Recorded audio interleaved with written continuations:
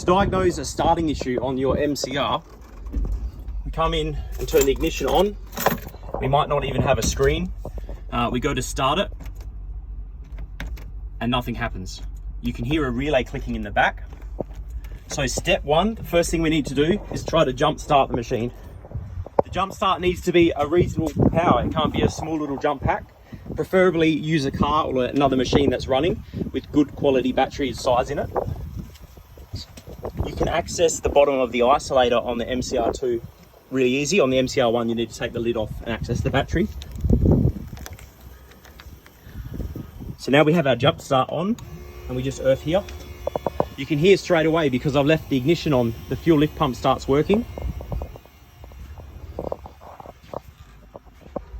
We have a screen now and the ignition's on, so I can try to start and it starts straight away. So if the battery is too flat, it won't start. Another problem that we can have is the fuel lift pump. So if the battery is too flat, can you just pull the jump pack off?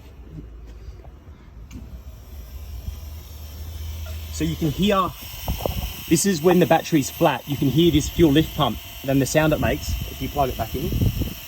When we plug the jump pack on,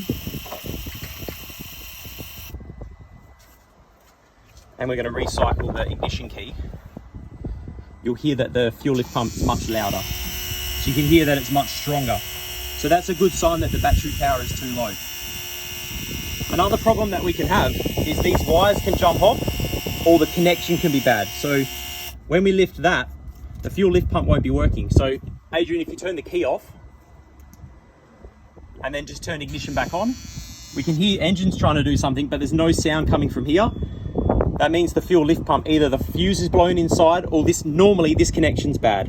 So when we get this connection back working, it'll work.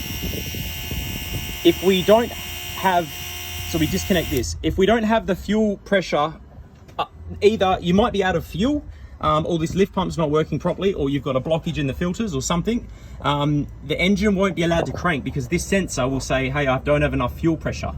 So Adrian, try to crank at the moment. Nothing happens because we don't have any fuel pressure built up. If I disconnect this sensor, it will default to a fail-safe mode where we're allowed to run. So try to start now. Now the battery's still flat because we don't have the jump start on, but you can hear it trying to crank. It does that click and the relay clicks. So that means this is allowing us to do it. If we put the jump start on, ignition off and then try to start.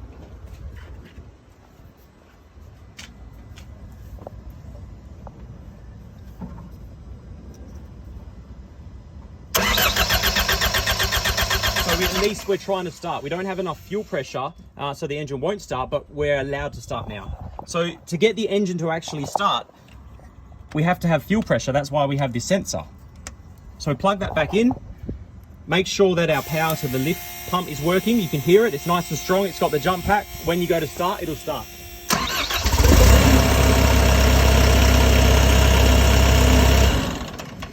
So the biggest problem we get is going to be either the battery, you might have charged the battery overnight, but if it's dropped a cell, it might say that it's nice and charged, but when we go to put a good load on with our big engine, it draws the voltage far too far down, and anything under 9 volts and the engine computer will stop it from cranking.